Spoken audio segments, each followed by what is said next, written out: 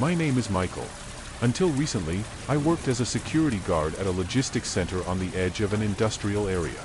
Work is not sugar, but the pay was stable, and at my stage of life it was the most important thing. The shift started at 2200 hours and lasted until 6 a.m. There are warehouses, empty parking lots, silence, and sometimes the wind blows plastic bottles across the asphalt, and they scratch concrete like claws on glass. No one was particularly eager to take night shifts, especially in this building.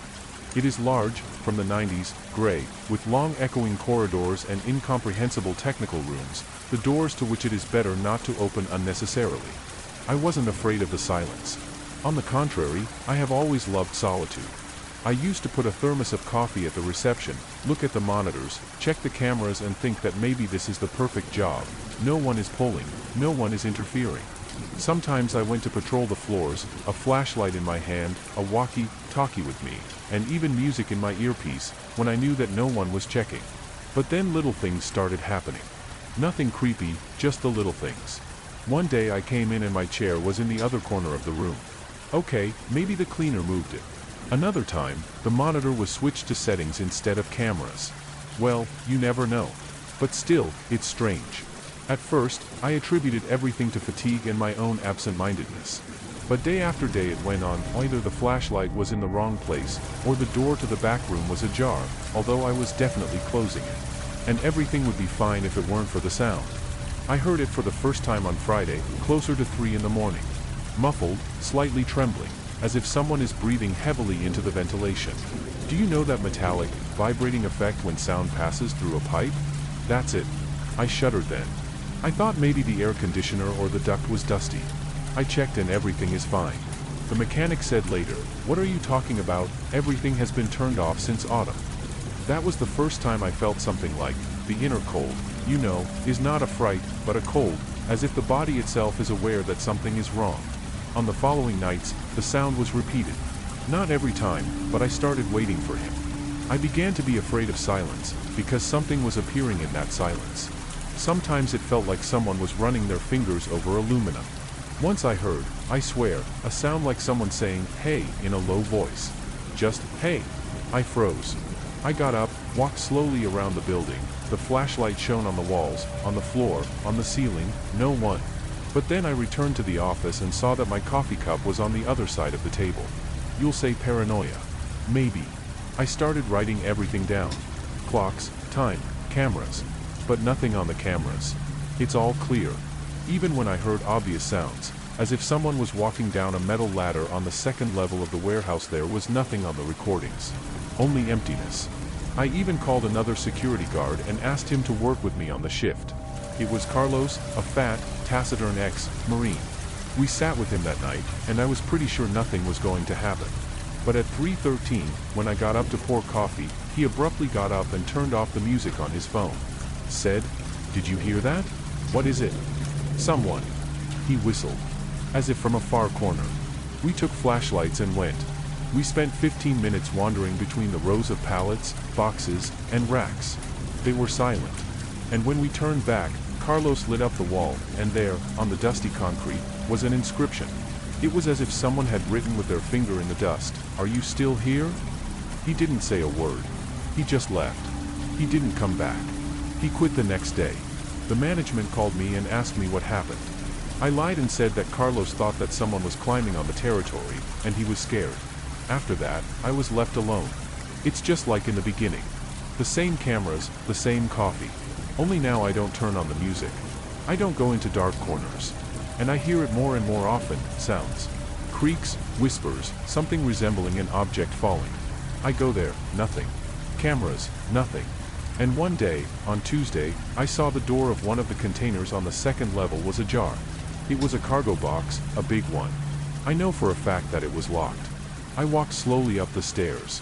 He opened the door. And inside? There's nothing inside. Only emptiness. And one item is a cassette recorder. Old, covered with dust. And a note next to it. "You're not the first. Just don't listen. Don't answer." I took the recorder, but I didn't turn it on. I put it in my desk drawer, locked it, and still don't dare turn it on. But it's gotten worse since that night. Much worse. The next time I heard, "Hey," the voice was closer. I went over to the monitors. One of them hindered someone standing at the exit, with his back to the camera. It doesn't move. It's just standing there. A second later, it's empty again. No one came in. No one came out. I sealed all the cameras. I don't want to see anymore. I'm just sitting here. I'm not patrolling. I don't drink coffee. I'm just waiting for the dawn. And you know, I'm not even sure where the line is between fear and indifference anymore. I just want this night to end. But it continues. Sometimes I even doubt if these nights end at all. Maybe they're just dragging on one after the other without a real morning. I leave work in the morning. The sun is blinding my eyes, but inside it's like the same concrete corridor, the same blank emptiness. And even when I'm at home, even when the TV is nearby or someone is drilling behind the wall, I still hear something moving somewhere nearby. No, it's not a sound. It just feels like someone is stirring my memory inside me.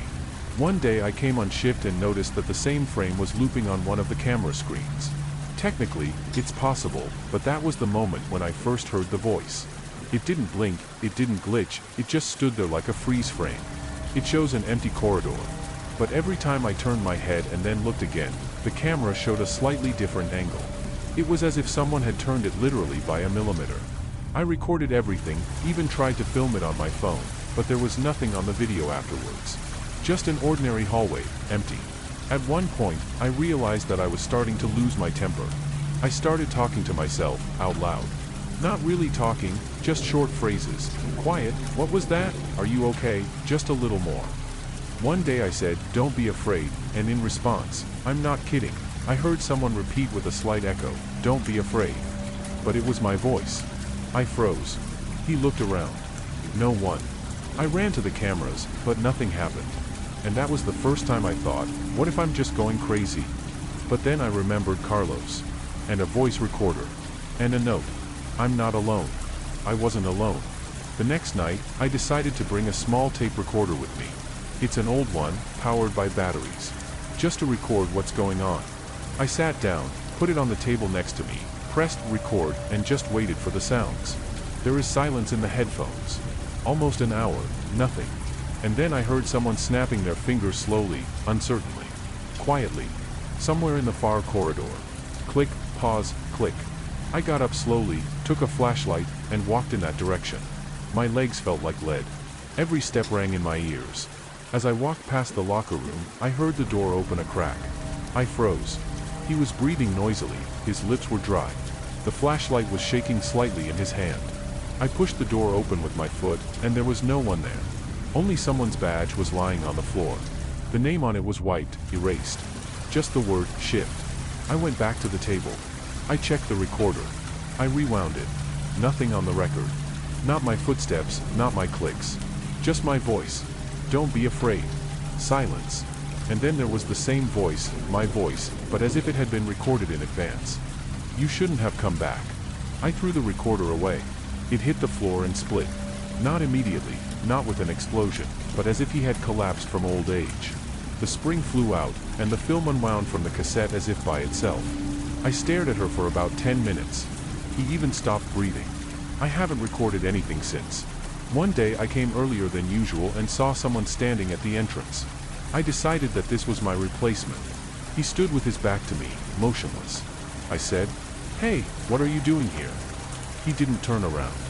I took a step closer, 2 steps closer, and realized that it wasn't him at all. It was a stranger. The clothes are security uniforms, but not from our base. It didn't even have a logo on it. "Who are you?" I asked. He silently stepped aside and went into the building. I ran after him. No one. Not on the cameras, not in the corridors. It's all clear. And the next day, they showed me a video of me talking to myself on the doorstep. There's no one around. Just me. 1. I don't tell anyone about what's going on anymore. I tried it once, to the bartender. I just blurted it out when I was drinking after my shift. He laughed, saying, "Hello, night guard, classic." And then he added, "Just don't go crazy, buddy. They say one of them used to hang himself on the 3rd floor. In the pantry." I stopped talking. Not out of fear. Just because. I never said that I work on the 3rd floor. Now I'm not trying to fight anymore. I just accept it. I know I'm not crazy. Because crazy people don't have facts. But I have. Every night I find small details. A broken key on the floor. Shoe marks that shouldn't be there. The clock on the wall that goes in the opposite direction. Someone is walking my route before me. Someone is writing on the pieces of paper that I just threw away. Today I opened the locker where I keep my things, and inside I saw a second set of my uniform. Absolutely clean as new.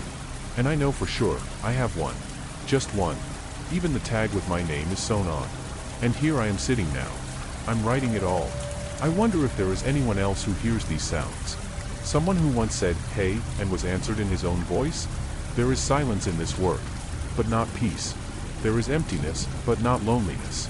I started listening to the sounds. Don't try to understand them. Just listen.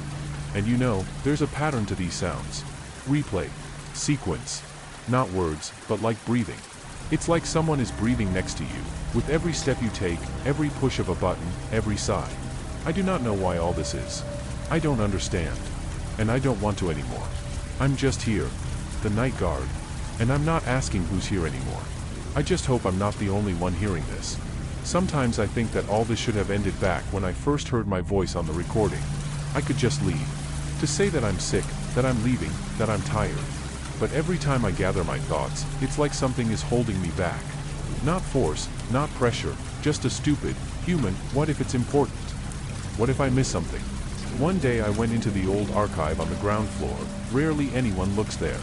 This room has always seemed strange, walls with streaks, as if rust is showing through the concrete, and old wooden shelves with boxes covered with a thick layer of dust. No one has touched them for years. But one of the boxes was slightly pushed out. There's a dirty handprint on the lid. I opened it. Inside is a stack of documents, some old reports, and also a videotape. No signature, just a black film. I took it, even though we haven't had a video player for 10 years. That same night, I went to one of the back rooms where the equipment for staff training used to be. There I found an old TV with a built-in video player.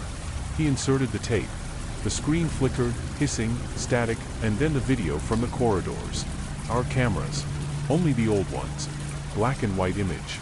I watched someone walking down the corridor, obviously a security guard. The form is visible. He goes through one of the doors, closes it behind him. Nothing for a few minutes. Then the picture switches to another camera. The same man, now he's just sitting at the table, looking at the monitor. His face is hard to see, but his movements are slow, as if he is listening. Carefully.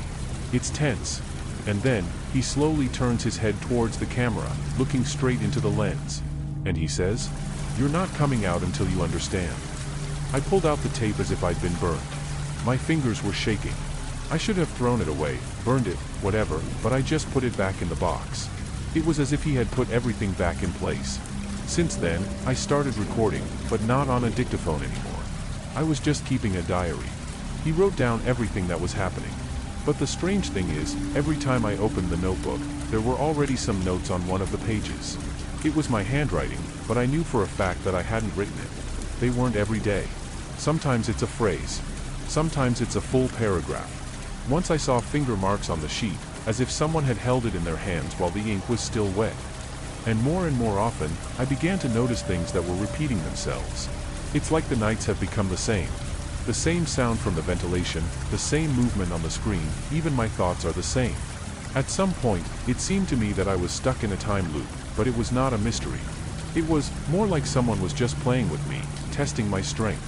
Not otherworldly, but human. Cold, calculating. I do not know how long I sat in that room. The clock didn't matter. I turned off the phone. There were no windows in the back room, and there was almost no light left.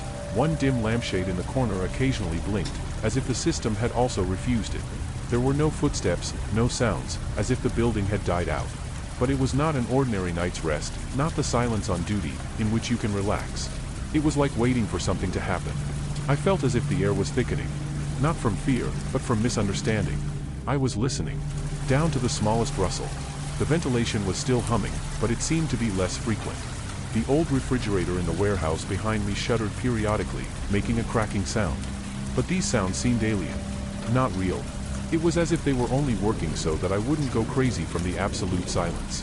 I came out of the back room only when I felt that I was starting to suffocate. It was hot, and there was no air circulating in the room. It smelled of plastic and metal. I went out, walked past the glass doors, and looked at the reception desk. Empty. I turned on the light, but it didn't come on. The display on the security panel was blinking again. But now there are no cameras. Now it's like an old text window. White letters on a black background. You didn't leave. Good. Keep sitting. I pulled away from the screen. I glanced at the keyboard, and it wasn't working. The mouse, too. Everything is frozen. The computer did not respond. The screen was just blinking with this phrase. I felt irritation begin to rise inside. Not fear. Don't panic. And anger. Because it all seemed like a farce. Someone is just having fun. Is playing. I'm on his show. I went out into the hall. I walked past the toilets. I went to the old elevator, which was almost never used. He pressed the button and it was silent. He kicked the door. He went to the emergency stairs and started down to the basement. On the lower floor there were technical rooms, an archive, old servers that have not been working for a long time. I went down there just to be on the move, to make a difference. It smelled of dust and damp. The paint on the walls was crumbling. There were wires, cables, and boxes with unknown contents on the floor. I turned on the flashlight on my phone, and in the same second it went out. Completely. No screen, no lights. It was as if the battery had died abruptly, even though it was almost full. I cursed, put the phone in my pocket, and went on groping. Along the wall. His left arm slid across the concrete, his right arm extended forward. Until I found the door, an old metal one with a round handle. I pulled, it's open. It was a storage room for old records. Cabinets, boxes, documents in folders. I started rummaging around. I didn't know what I was looking for. I was just looking for anything that would give me an explanation. On one of the shelves, I came across a stack of magazines, shifts, reports. Everything was old, and some of the sheets were stuck together. And among them I found a document, in my name. Contract. With a photo. The old one. Very old. And the signature at the bottom is mine. But the date. I didn't even know what to say. It was impossible. The document looked official. The paper was yellowed, the photo was faded, but my face was recognizable. I couldn't remember ever signing something like that. Not about any work, not about night shifts, and certainly not about a lifetime agreement, as stated on the last page. I stood and stared at this agreement until I heard something click behind me. Sharply. Metallic. I turned around and saw the door. It's closed. Tight. No sound of footsteps, no draft. It just closed. I went over and pulled the handle, but it wouldn't open. Not from any side.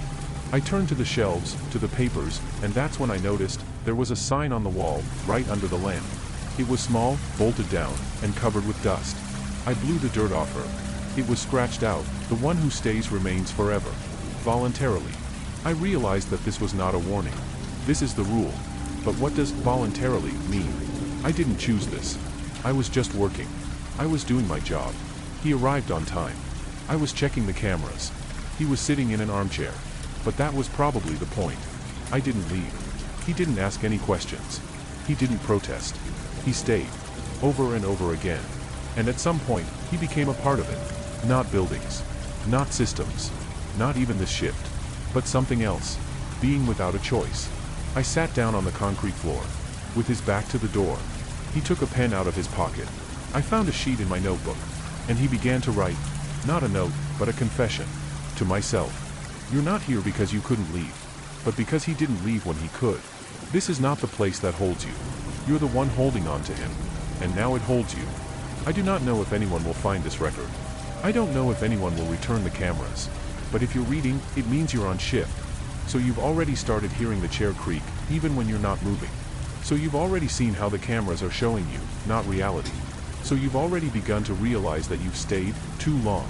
You'll figure it out when it's too late. Just don't react. Pretend that everything is fine. Look at the monitor. Keep working. Live on. Don't ask questions.